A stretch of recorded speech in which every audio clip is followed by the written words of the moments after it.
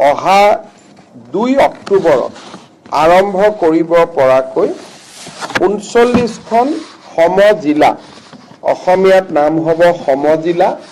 ইংৰাজীত নাম হ'ব সাব ডিস্ট্ৰিক্ট, তাক অনুমোদন কৰে। এই সাব ডিস্ট্ৰিক্ট 39খন হল ধুবুৰী জিলাৰ বিলাসীপাৰা, গোলকগঞ্জ, বঙাইগাঁৱৰ অভয়াপুৰী, কামৰূপৰ ৰঙিয়া, নগাঁৱৰ কলিয়াবৰ, ৰহা,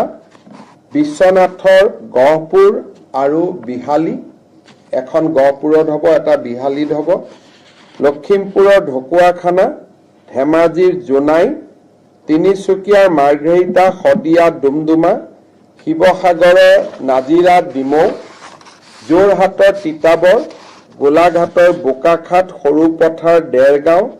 কাছাৰৰ লক্ষীপুৰ, গোৱালপাৰাৰ গোৱালপাৰা ৱেষ্ট, কামৰূপ মহানগৰৰ দিছপুৰ, ডিমৰীয়া, নিউ গুৱাহাটী, জালুকবাৰী, দৰঙৰ চিপাঝাৰ, দলগাঁও, মৰিগাঁও, জাগিৰোড, লাহৰীঘাট, হোজাই, লামডিং, শোণিতপুৰ জিলাৰ ঢেকিয়াজুলি, নদুৱাৰ,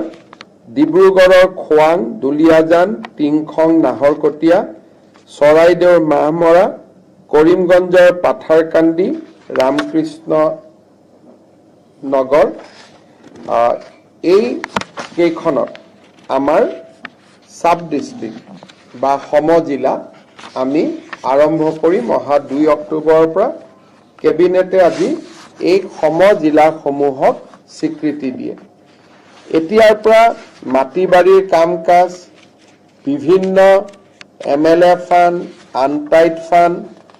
এক্সাইজ ৰিলেটেড যিমানবিলাক কাম কাজ হয়, এই গোটেইবিলাক